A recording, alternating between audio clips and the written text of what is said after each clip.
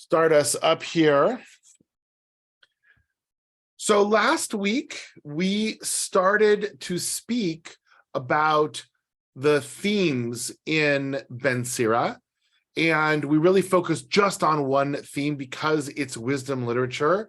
We asked the question, what does Ben Sira say about wisdom and the concept of wisdom?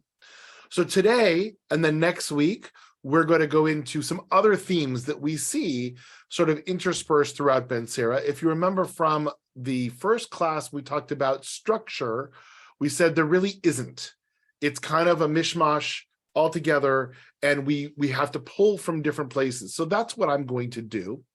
I will also share with you, I don't believe that, so Diana's not on tonight. She was on last week, and she was actually following along in Safaria Ben Sira as we were doing this. You're not going to be able to do that tonight because, frankly, many of the sources that I have here, oh, Gavi's going to be in our class. Okay. Many of the sources that I have here are coming from not the Hebrew manuscripts that we have, but from the Greek Septuagint version of it, because it's the most complete that we have. And so I am liberally pulling back and forth.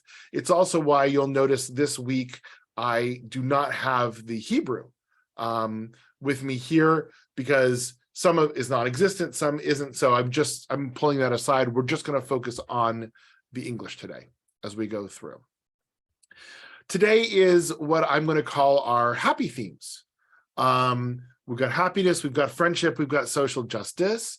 Next week, unless I change my mind, but I think that's where we're going to go, we'll talk about death and sin and some of those ideas that are a little bit more heavy as we talk about it. So let's begin.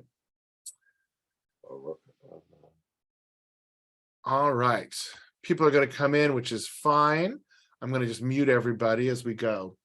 So as we talk about happiness in Ben Sira, there are a few different places. And what I want to try to do is, like we did last time, let's read some text and let's reflect on it, and let's try to ask the question, what is the author trying to convey?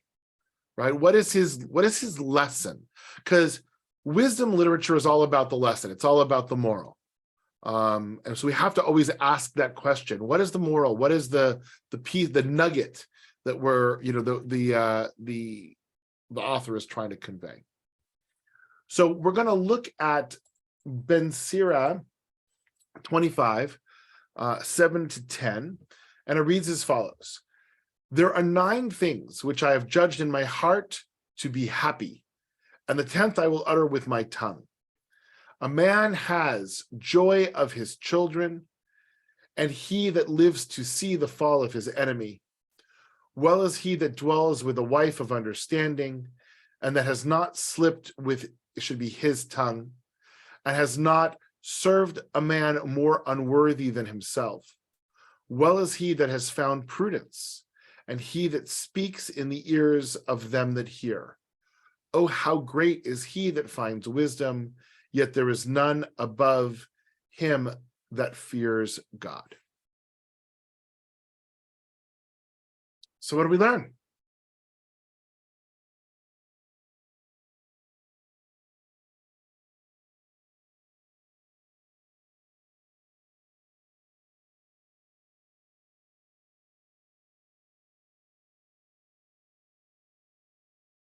Everybody's so quiet today. What are the things, according to our author, that bring us joy and happiness? Children, the fall of an enemy, living with a wife of understanding, a woman who understands you, somebody who hasn't slipped the tongue, right? Hasn't spoken in error or negatively, maybe. Not really sure what that means. And has not served somebody more unworthy than himself. So the first couple of them, okay, that makes sense. Like I can hear that in any wisdom literature that's out there, right? Especially traditional Jewish literature, children, family. Yeah, we get joy in seeing the downfall of our enemies. Maybe we shouldn't, but we do, right? Kind of brings us down to earth a little bit. But then we found some other things in here that I think set Ben Sira apart from some of the other wisdom literature. He kind of goes off in different directions, right?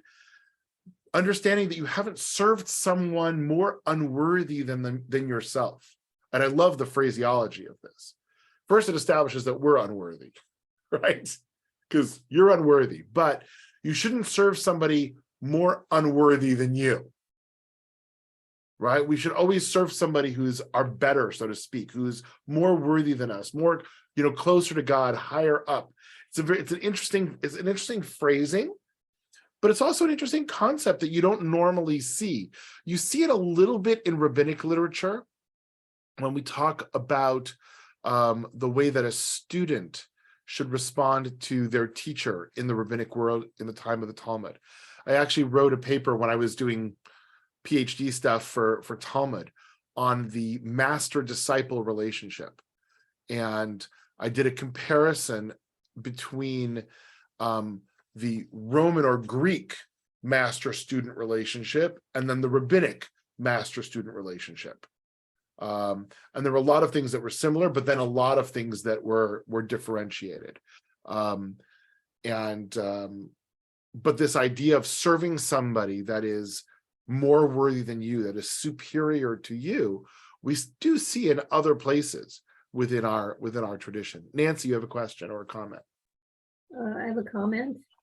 In the world of personal development, it's often the same principle is stated, that you should strive to be with people who were better than you or ahead of you or whatever. In a monetary term, they often say that your income will be determined by that of the 5 people that you spend the most time with, and this is kind of a similar thing where you don't want to spend time therefore with people who are poor. Right. So it's interesting because you want to elevate yourself by being with people who are more elevated than you. So it's interesting. I agree with you, and I think that is definitely there. If you go to a classic yeshiva world, right, of studying in a yeshiva, you study in bechavruta with a study partner.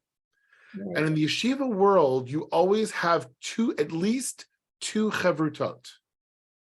You have one that fits this model of somebody that is superior to you so that you can learn. And you have one chavruta with somebody that is inferior to you so that you can teach. Because both of those are important, right? And so the yeshiva world takes this and adds that second piece to it, from what you're talking about in the development world or all of that. Excellent. Anything else? Any other comments on this first piece in terms of happiness? Peter. There's nothing material or monetary really in this. It's really a much more spiritual tone, and it almost doesn't sound Jewish to me. Well, so I'm going to agree with you on both counts. The first thing is yes, in this case, there is nothing physical here. There will be other places where it is, but in this case, he doesn't talk about that. And yes, it doesn't have the typical tenor of our Jewish texts, which maybe is why the rabbi said this is not part of the canon, because it doesn't have that flavor, that feeling that most of our Jewish texts do. Sounds very goy to me. So. Well, and the Christians have it in their Bible, so maybe they agree with you. Brooks. Yeah, I'm really hung up on the very last sentence of the passage, talking about oh, how great is he that finds wisdom, yet there's none above him that fears God. To me, I mean, it's so strange to me that, so we talk about this incredible human being that found wisdom, but a greater person above, who's above him doesn't fear God. I would think the reverse would be true. No? No, so I think this is a poor translation. And I think it's trying to be true to the Hebrew. The way I understand it is nobody that fears, only those who fear God are above him. It's actually, it's flipped, and the translation I think is wrong. There is none above him except those that fear God, is how I would read it. I think the translation is just a poor one. Yes, your retranslation makes more sense to me from a Agreed. standpoint. Agreed. Sarah, I saw your hand up and then you disappeared. Are you back? I'm not sure. Yes, we can hear you. Oh, okay, great. One of the things that kind of struck me is how many of these factors for a happy life are outside of the control of the individual. So instead of maybe emphasizing their agency and their ability to play a role in ensuring their own happiness, happiness seems dependent. First of all, I'm curious what the 10th one is, but I also am curious, about this idea that happiness, so much of happiness, or the factors that lead to happiness, are outside of a person's control. But is it outside? I mean, I guess we could have that conversation, right? It's his choice to some degree to have children. I don't think they were talking about infertility and those sorts of issues. It's, are you going to get married? Are you going to have children? Right? Live to see the fall of your enemy. Maybe that's out of your choice, or maybe you're doing something about it. Right? So there could be some agency here. I think it's a little ambiguous. Dwells with a wife of understanding. Well, if you pick a good wife, you're going to have a wife of understanding. If you don't, right? So there is some agency here as well. But I agree with you. It's framed more passively than we normally would find in Jewish literature. So I do agree with that. Elisheva. Kinds of connected me with Pirkei Avot. Is Zehu Ashir, who is rich, the one that this and that. Yeah. Who is wise, the one that, so who is happy. And I really like it because I'm not very literate in rabbinical literature. I teach some, but I like it because it's a way of saying, telling the people, well, why don't you try this? Why don't you try that? Why don't you think about that? It's having children. It's a very normal phenomenon. No? You get married, you have children, you reproduce yourself, etc. But it should be seen as a joy. As a joy, right. And by the way, it's saying, when it says joy of his children, it's a little ambiguous. I think the Hebrew is ambiguous as well. Is it joy in having children, or the joy in seeing your children and being with your children? Those are two different joys. Yeah. And in terms of Pirkei Avot, look, I mean, they're both wisdom literature oriented types of things. So they're going to have, I think, a similar flavor. This is about 200 years prior, 200 to 300 years prior. So it's not of the same time period, but yeah, I can see that. Okay, let's move on. I don't know why the source isn't here. It dropped out. Okay, this is a different source. I'll try to figure out where it is. I'm not sure what happened to it. Joy of heart. That is life of a man. What an incredibly powerful statement to start this off with, right? Being joyful is life. How many religions, how many cultures, traditions are the opposite, right? We want to, being joyful, that's frivolous, it's whatever. It's actually, I would argue, and Elisheva will understand this, teaching history so much, right? This is the soul of the argument between the Hasidim and the Mitnagdim, right? In the 1800s of, how do we celebrate being Jewish? The Mignagdim were all about Talmud and study and intellect, and the Hasidim were all about joy and singing and dancing, right? They understood this. Joy of the heart is life. And a man's cheerfulness lengthens his days. I'm not a scientist, but I think there are scientists who have actually proven this, right? And Ben Sira figured it out in, 100 BC. Rejoice thy soul and make thine heart joyful. Oh, that's why I must have pulled. Oh, I see what I did. Okay, hold on. There it is. Rejoice of heart, rejoice thy soul and make thine heart joyful, and put vexation far from you, for sorrow has slain many, and there is no profit in vexation. So they're actually pulling the opposite of this, of saying not only is joy life and cheerfulness going to lengthen your life, but there's no profit. There's nothing good that comes out of being vexed and being sorrowful. You could argue, well, maybe we have to be that way because there's something we have to do. And he's saying, no, there's no profit in it. Envy and sorrow shorten days, and care makes old untimely.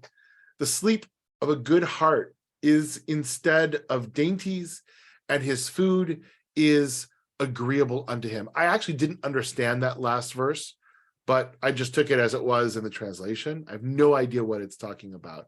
I like the fact that it talks about sleep, because I'm tired. But other than that, I didn't get that last. I couldn't. There was no Hebrew to compare it to. So they're taking it from the Greek, and I don't speak Greek, so I can't look back at the Greek and try to figure out what it is that they were saying. Elisheva, did you want to say something? I saw your hand go up. You're on mute. I wanted to relate to the envy and sorrow.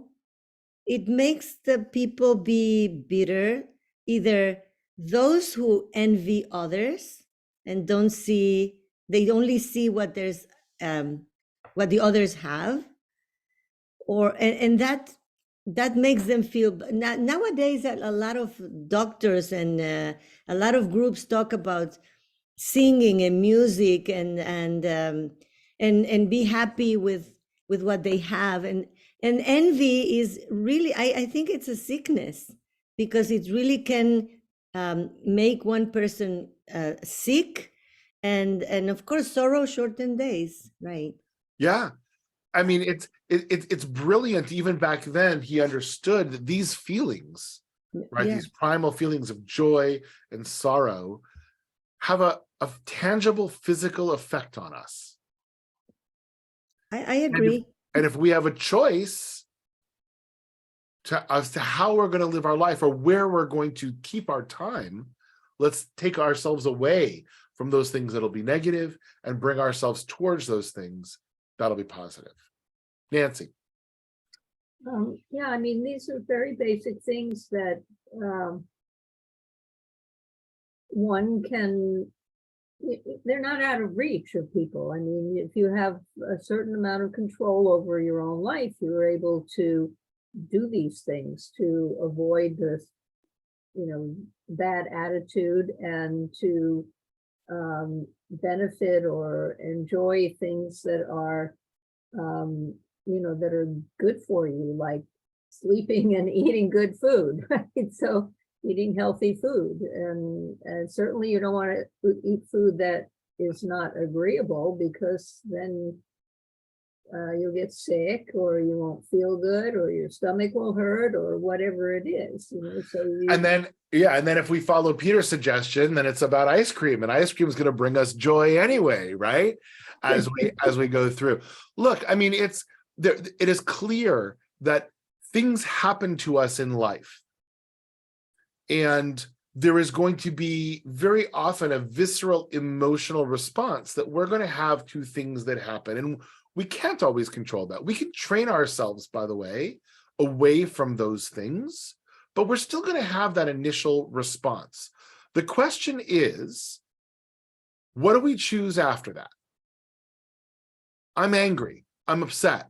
Now, am I going to be angry the rest of the day and I'm going to let it ruin my time with my kids and my time with my wife and make her angry and all those sorts of things? Or am I going to say, okay, I'm angry. Let's move past it. I'm going to choose now to let that go and then to think about something else that's not going to make me angry, that's going to bring joy into my life, right? Those are the choices that we do have in life. And I think Ben Sira is starting to key into some of those choices. All right, Sarah.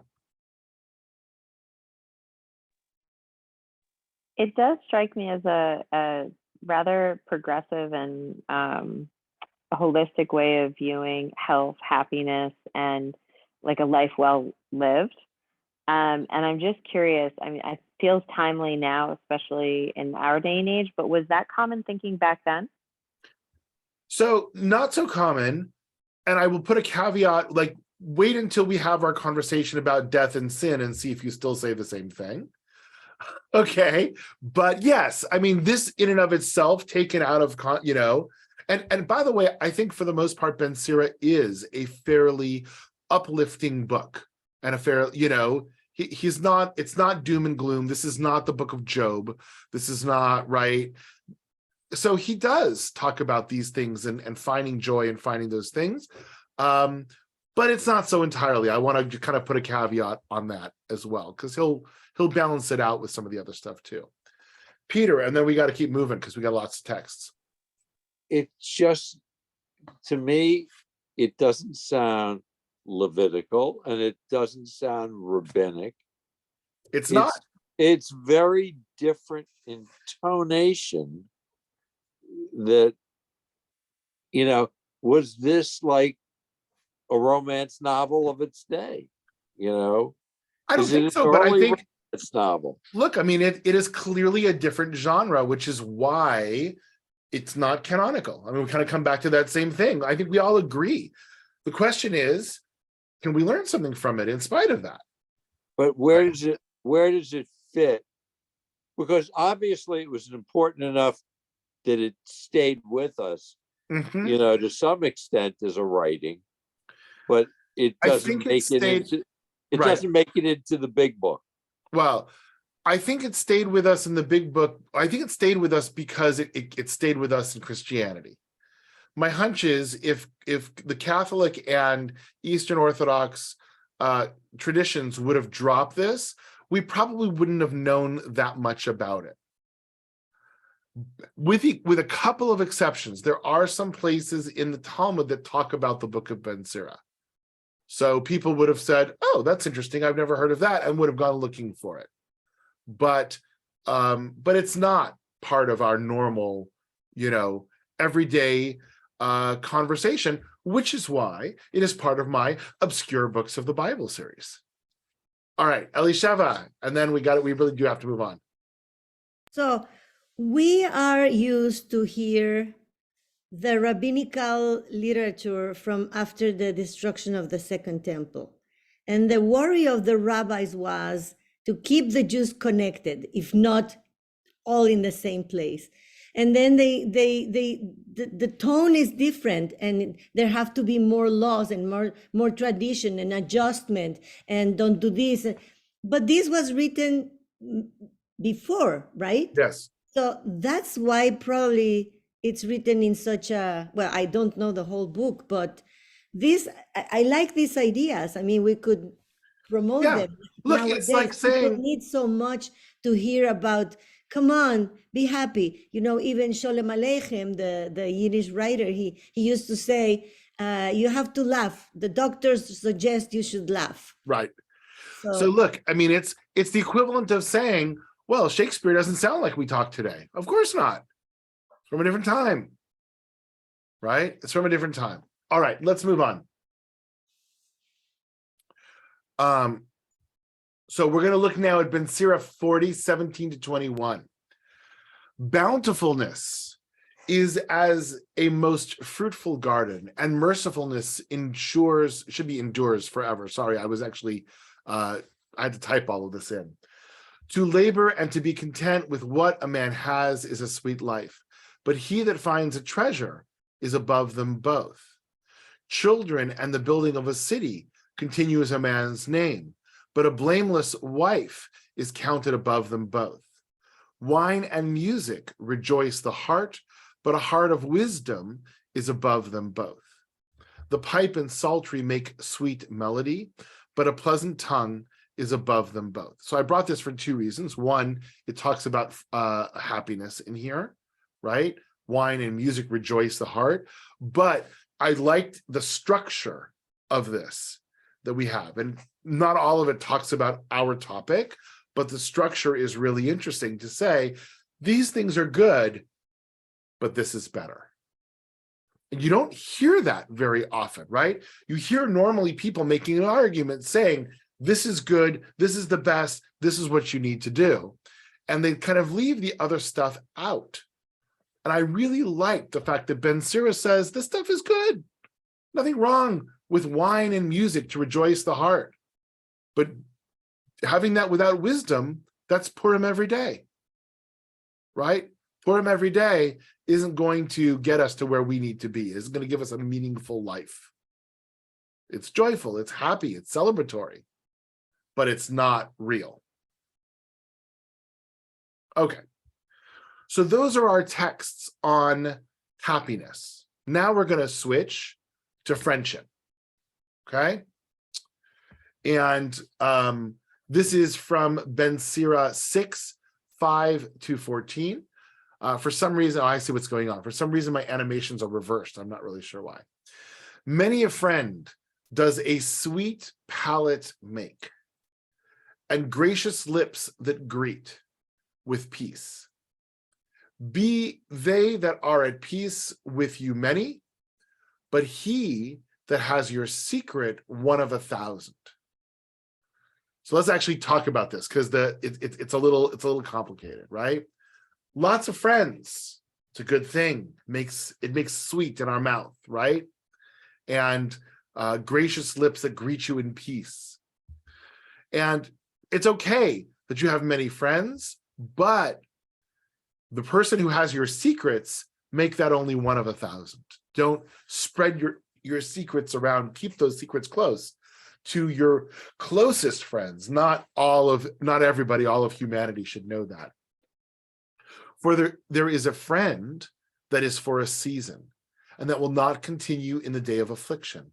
There is a friend that turns to an enemy, and he will make bare the strife to your reproach. There is a friend that is a companion at the table, but he will not be found in the days of adversity. In your prosperity, he is as you are, and in your adversity, he will remove away from you. If evil overtakes you, he will turn against you, and he will hide himself from your face. Separate from your enemies and beware of your friends. A faithful friend is a firm friend, and he that has found him has found a treasure. So, what do we see about this? What do we learn?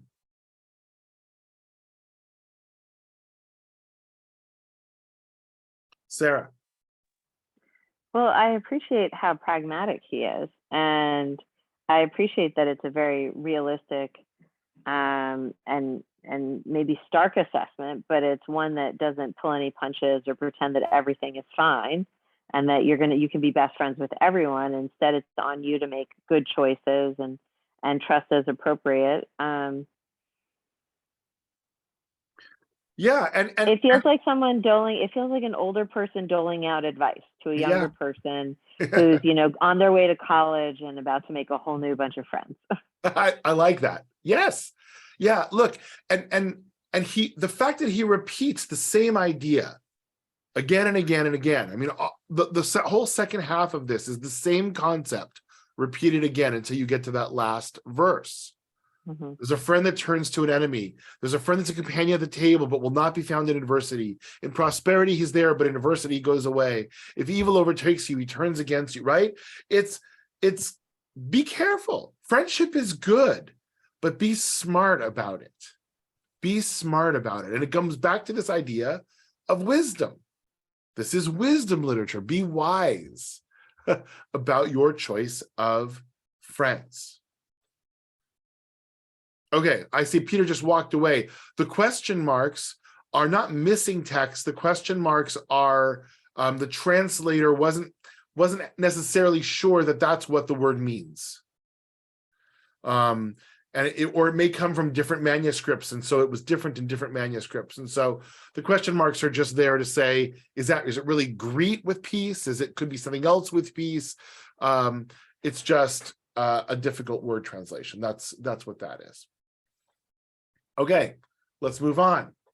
I don't know if you heard that, Peter, about the question marks, but it's the translator is unsure if that's an accurate translation.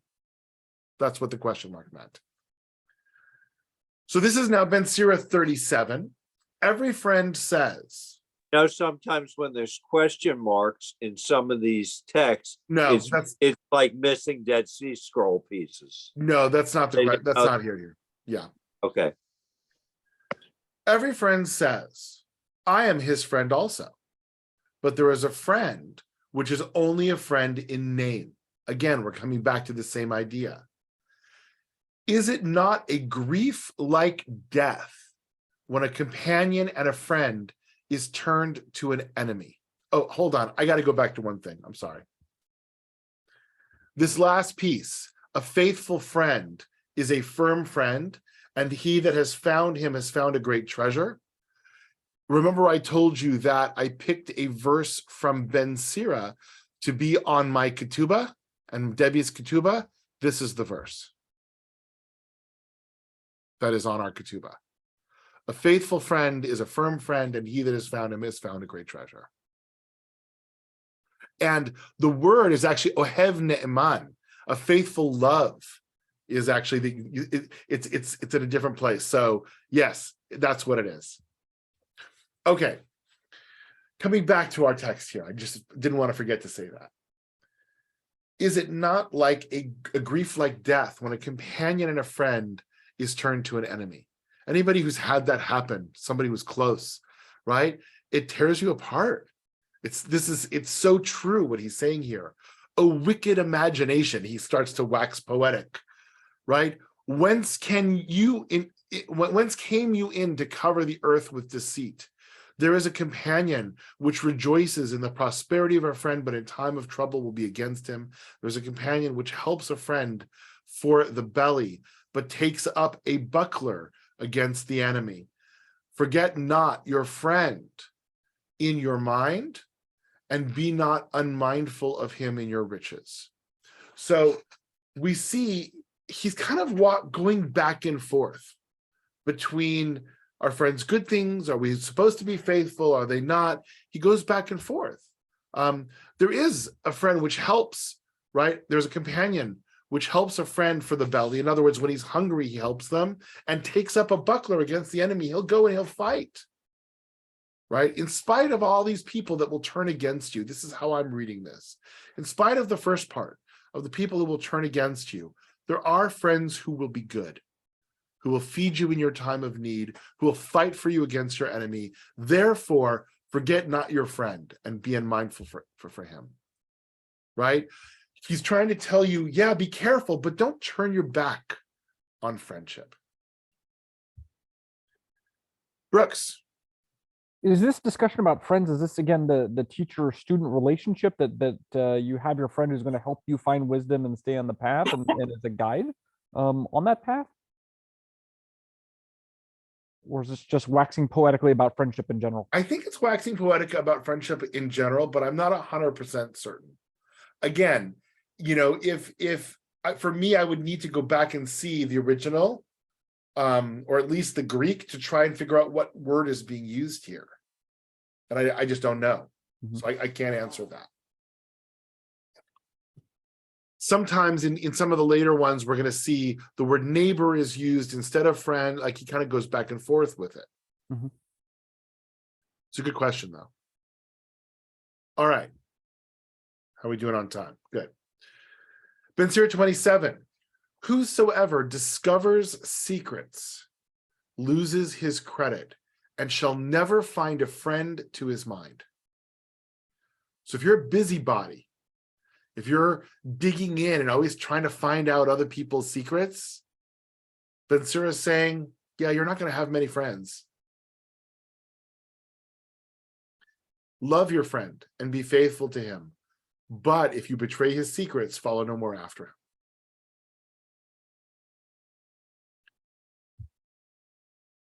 If you ruin that trust, don't expect that they're going to continue to be your friend. So if you are trusted with those secrets, stay true to that. Ben Sira 9, forsake not, I like this one, forsake not an old friend, for the new is not comparable to him. A new friend is as new wine. When it is old, you shall drink it with pleasure. And I like this for two reasons. One, this understanding of, especially in the modern world, of we throw out the old and always go for the new, right? Who's the new? What's the next best thing? This is saying, hey, wait a second. These old friends, don't turn your back on them, because they're true. They're there. They've aged. They've mellowed along with you, right? But he also, the second part of it is, you don't turn your back on a new friend either, because ultimately, as you make the new friend, it may take a little while, but put them in the cellar and they're going to be a good wine, right? It'll take some time, but later on, you'll drink it with pleasure. I'm not sure who the Zoom user is. Is that Rebecca? Yeah. Yeah, it's me. It's the song. It's the song. Make new friends and keep the old one. It's where the other go. Right? Yep. Absolutely. And again, it's this practical piece of all of this. Don't throw away the old friends, but don't turn your back on new ones either. It just may take some time until they're ready to drink or ready to be trusted in the same way that you would trust an old friend.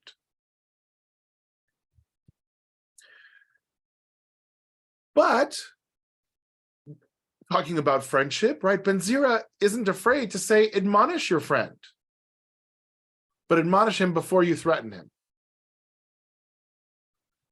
And not being angry, give place to the law of the Most High. Remember that ultimately you're not the final judge in all of this. When your friend upsets you, don't just threaten him. Don't just turn your back on him. Admonish him.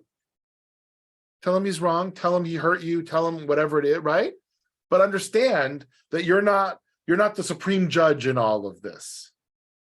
Give place, give way to the law of the Most High, to God.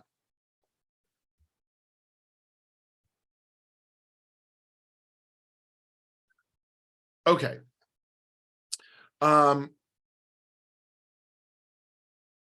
Whoever casts a stone at the birds, frays them away. I'm not really sure what that means. I just sort of see it. It feels like you throw a stone, the birds are all going to scatter. I don't know why they use the word fray there, though. Doesn't make sense to me.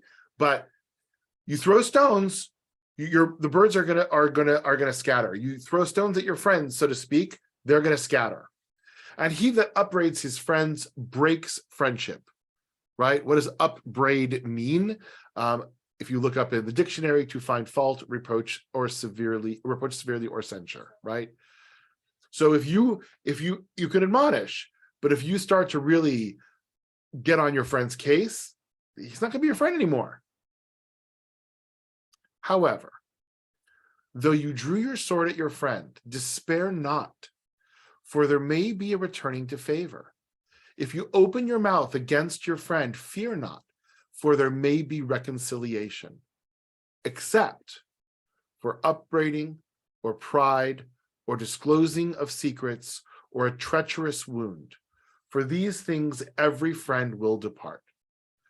Again, he's so practical in bringing all of this. It's like, don't worry, we all make mistakes, but there are certain things, if it's your pride that gets in the way, if it's you're disclosing secrets, or you wound them treacherously, a deep wound, well, then it may not. But otherwise, yeah, you may have a conflict with your friend, but don't despair. Sarah.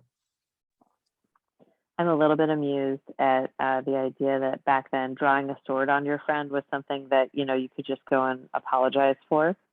But what I do like is that it's very detailed and very practical, but I do think that there are moments where it's a very stark reminder that these were very different times and very different norms of behavior.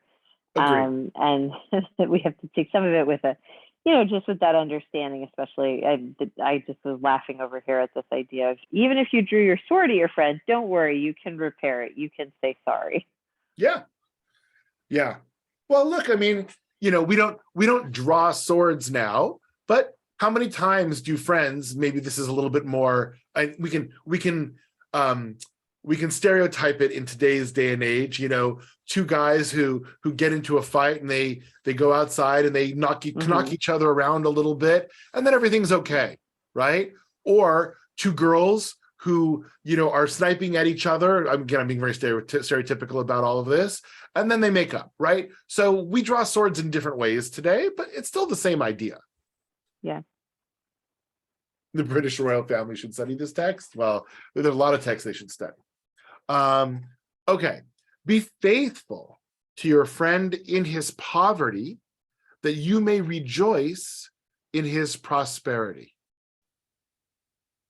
Right? Stick by your friend when he's poor, because if you are a fair weather friend, he's not going to be there for you when his ship comes in. You're going to be standing on the dock. Abide steadfast to him in his time of trouble, that you may be his heir with him in his heritage. I will not be ashamed to defend a friend, neither will I hide myself from him. Now, the hide myself from him is idiom that says I'm not going to hide from correcting him, from admonishing him, from chastising him when the time comes. So it's this balance. I'll defend him, but I'll also say, no, he was wrong.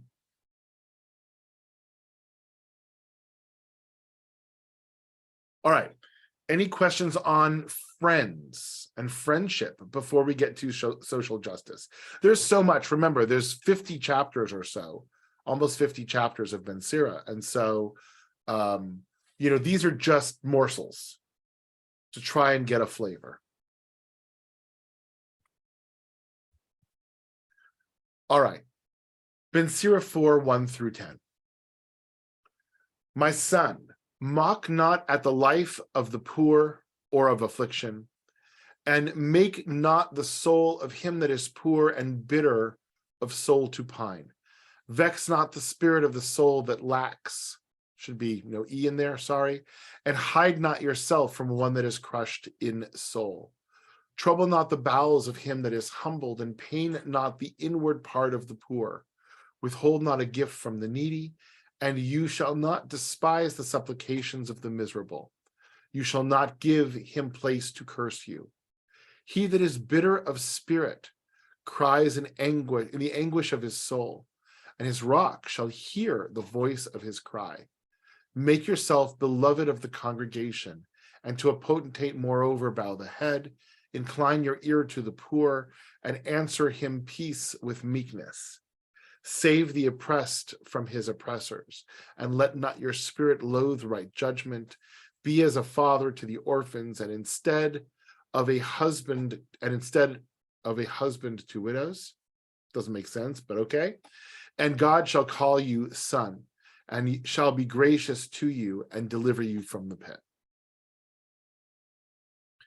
Now, we as Jews hear that we have an obligation to the widow and the oppressed and the stranger. Like, that is standard for who we are.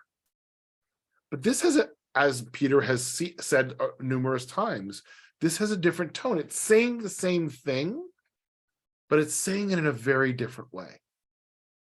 How does this read to you?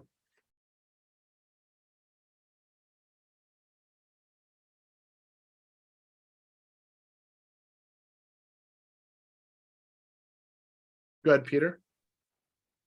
It reads very Christian to me. I could see why the Catholic canon picks up on this so largely. It's definitely, it is maybe this is where they lifted half the Jesus story from, even though it's 250 50 years before it. Yeah, I don't know. It's a good question. I mean, look, I will also It's say, definitely not Jewish tone at all. well, I will also the say, way- remember that the translator of this is Christian, Right. right? So it's going to have those overtones, even if the text itself was neutral. And I would agree with you. I don't think the text is neutral. I don't know that it reads Christian. It reads different from who we are. It reads different. But this came from didn't this come from the Dead Sea Scrolls originally? Didn't we find There's some of this in the Dead Sea Scrolls, yes. Whether this itself did or not. And does it translate? Is it written? Are these all standard to that text, or Yes. are these from the Christian Septuagint texts? No, well, the translation comes from the Greek. This is a translation of a translation, right? This is an English translation of the Greek translation of the Hebrew. So you're going to get this is two steps aside versus It's Hebrew and not Aramaic, though. It came from Hebrew or it's Aramaic? Hebrew. It's Hebrew. Yeah, the original is Hebrew for sure. Sarah. I'll disagree a little bit, I think, with Peter, because I do think that there are certain, the specificity of some of the acts, but also the thinking and intention behind the acts strikes me as very Jewish and very much akin to basic Jewish values around social justice, and not just the actions, but the intention, and to engage in the actions, and the intentions will eventually follow. What struck me a little bit was that towards the end, it strikes me as a little bit transactional. Do these things and the following things will happen for you. Mm, and yeah. that kind of raised my eyebrow. I understand the why. You're telling people if you do these things, there is a reward that will come. But it did strike me as a little more transactional than I'm used to. Yeah. Yeah, I mean, ultimately, people get motivated by reward and punishment. I mean, most religions figure that out. And so we see that here too. No doubt. Okay. That's the same one. Here we go. The Most High, this is the last one, and I enjoyed this one when I found it. The Most High is not pleased with the offerings of the wicked, neither is God pacified for sin by the multitude of sacrifices.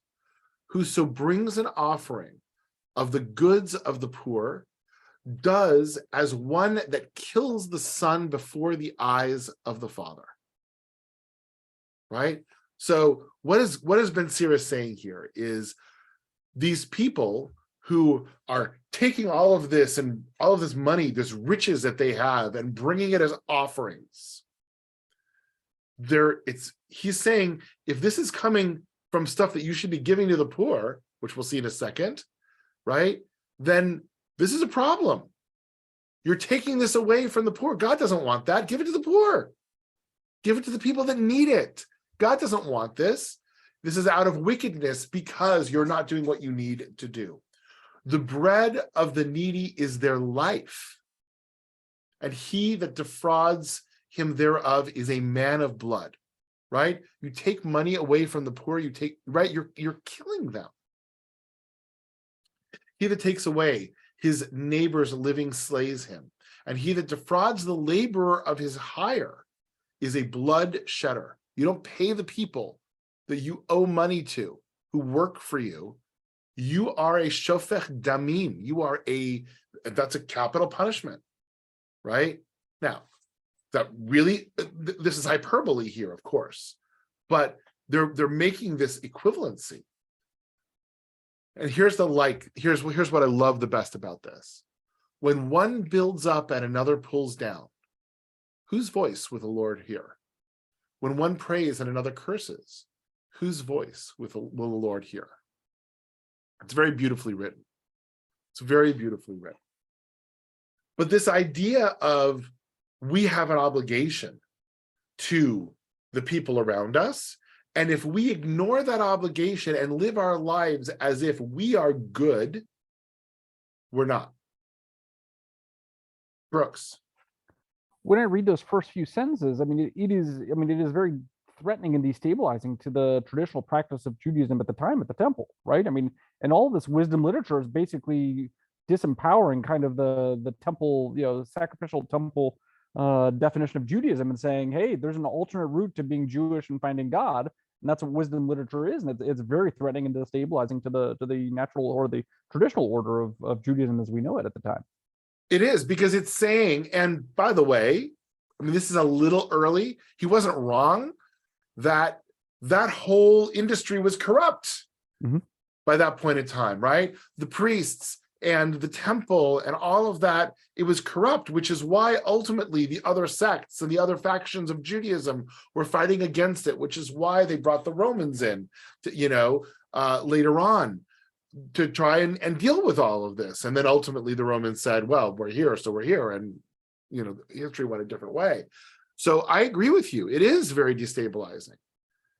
But even if you don't look at it as that, it's saying, if you're going to make these offerings, be a good person first, then go make your offerings.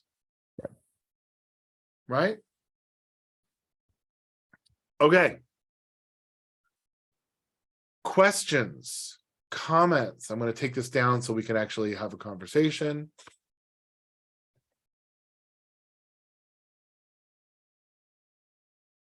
What do we think? We've talked about what I call some of the uplifting values, friendship and happiness and social justice.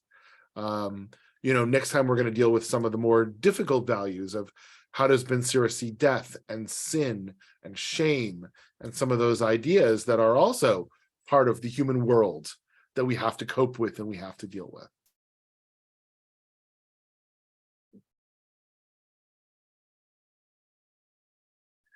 I've left you all speechless. Go ahead, Peter.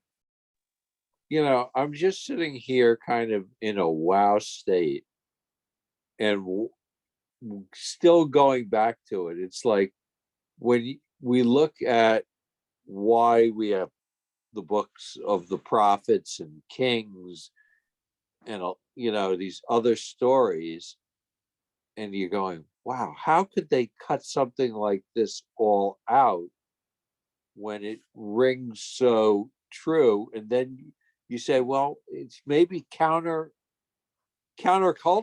to that. This is like, so your conversation in today's class is what I imagine the rabbis talking about when they were trying to decide all this, right? This sounds so goyish, but it's so true, right? So how do we manage that? I mean, I think, well, that's part of the point. Now, what they said is ultimately we have another book that we like better, that offers wisdom that isn't quite so problematic. We call it Proverbs, Mishle. That we're going to keep in the canon. This one's going to be on the outside, right? So I almost see Ben Sira and Proverbs as two competing pieces of wisdom literature for the place in the canon of who is going to have the wisdom literature place. Proverbs 1. But they both, this is very similar to Proverbs. We said that early on, right? It's got a similar sort of rhythm and flavor to it, as Proverbs that Proverbs has. So Kabbalah is much, the books that talk about mysticism, were much later, but they come into the Jewish canon almost. This is something that most people never even hear of or study, really. Right. So look, those books do not come into the canon. They're studied, they're learned, but canon is canon. There's a big difference between biblical books and non-biblical books. And that first cut, that's like saying, are you gonna be, a lead in the show, or are you gonna be in the chorus, right? That decision is a big deal, and it changes the way that you see it. It changes the way that you engage in it. This is external literature. There's no doubt about it. It's funky. It's fun. It was written by a Jew, and so we kind of look back at it and say, look here, Jews were rebellious even back all that time and kind of doing things that are different and stuff like that. That's why we studied it. But it's by no means canonical. Sarah. I'm just reminded of the peer review process for academic literature and how awful that experience. I was gonna say, I'm sorry. It's one of the reasons why I'm like, I don't want to be an academic and open myself up to all of that. That's crazy. It's bad enough to have people comment about my sermons. But yeah, and it's that much worse, and it's anonymous, and so you get everybody brings their best weaponry in terms of vocabulary. But what I was curious about is, was there any type was there public feedback giving? And when they decided to cut one text or another, or kind of gatekeep what was appropriate, what was going to go into the canon and what wasn't, was there a public discussion? Do we have a recording of those discussions anywhere? Because I'd be so curious to understand some of the thinking and logic behind what makes the cut and what doesn't. So yes, I don't know, yes, no. Answering your questions, right? So the challenge that we have is the sources that we have that talk about the process are not historical sources. And therefore they're biased, and we can't necessarily take as historical fact that that's what happened. So the Talmud and rabbinic literature talks about sort of a conclave at Yavne. And it's very possible that this is what happened, but we don't know for sure, where they decided what was in and what was out. And they talked about some books that were problematic and how the Book of Esther was problematic because it doesn't mention God at once. How can it be a biblical book? Right? So there was clearly discussion about the text. I don't think it was in process. I think it was after the book was out. And my hunch is the way that it worked in the ancient world, and Brooks, if you want to weigh in on this from your studies as well, please do. But my hunch is that there were sort of competing, like there wasn't a publishing house that everybody could look and see all of this, that the entire world knew about this text, right?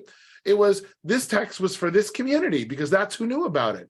And then somebody from this community walked down the road to another community, and now all of a sudden there's this new text. Nobody had heard about this before. And they have to make a decision. Is it in, is it out? Right? And so I think that's a little bit more of how the process went. I don't know, Brooks, do you want to, I don't know if you have any sense. I don't have much to add there on the Christian side, how the Christian canon came together. I could add commentary, but that's outside the scope of this talk. Okay. So I would say to you, yes, I think it's clear there was conversation. There's even a record of that conversation. Whether the record is what really happened, though, I don't know. Right? Because the record is in the Talmud, which is through the rabbinic lens. And it's not an objective record. Is our canon ever, look, it evolved to a certain point. Can it evolve again if we find more text? No. Or nothing, or it's locked in stone. It is locked. That's what canon is, right? It's when the canon is closed, it is closed. Now, that doesn't mean that there aren't other texts that we read and we study and right? I mean, the reality is, and I've said this often, right? I don't believe that Judaism, at least the Judaism we have today, is a biblical religion. We are a rabbinic religion. We are the Bible as understood by the rabbis. And so for us, the rabbinic texts are much more important in terms of the everyday life and living than the Bible is, right? There's lots of things in the Bible that we don't do. We don't stone our children. We don't do sacrifices. And so we're not living a biblical life. And therefore the canon, while important and foundational, doesn't mean that that's where the rubber meets the road in day-to-day existence. In the same way, by the way, where you could argue the Constitution of the United States, right, can't change. You can add amendments to it, but those are amendments. You can never go back and change the Constitution. Once it's closed and adopted, that's what it is. And so I would say the same thing. Rebecca. I'm sure you've said this before, but when time period ish may this Yavne gathering may or may not have happened? So like when was the earliest that the canon was set, or the latest time? You say rabbis. I think it's 140 BC. It's like 100 BC. Yeah. So look, if we take it as historical, those rabbis that were at Yavne were in the final stages of the putting together of the Mishnah, which is the Mishnah was closed in 200. So yeah, 140 to 200, right? That's the time period we're talking about when those rabbis at Yavne were working. So pretty whether this is what they talked about, because the problem is, and I have to go back and look, I think the relation of the story comes in the Gemara text, which was finished in 500. So it's a story from 500 that was telling what happened in 200. Well, is that when it happened? Or maybe it happened in 300. Maybe it happened in 350, right? So that's where the historicity of this becomes problematic. Like that the other book that we studied where they were telling the story from a longer time ago, right? Correct. The one we did last year. Yeah. Correct. Right. So there's a lot of apocryphal works are also pseudepigraphic, which is it's pretending to be something from a different time period in a different name, written by a different person. But no, it's really not. Correct. Anything else before we're already past time. All right. So next week we will start to talk about some of the other themes, and then week after we'll wrap everything up and try to see what we think about this, and we'll go back and forth with Peter and decide, is this Goyish and should we not study this, or is it Jewish and we should be rebellious about it? And I don't know, we'll decide for ourselves as we go through. All right, my friends, have a great week. Reminder, this week is Campfire Shabbat, so hope to see you guys there. If you do come, wear something warm. Talk to y'all later. It definitely won't be 20 below, though. No, it's not going to be like it is in Vermont, so that's for sure. Bye, all.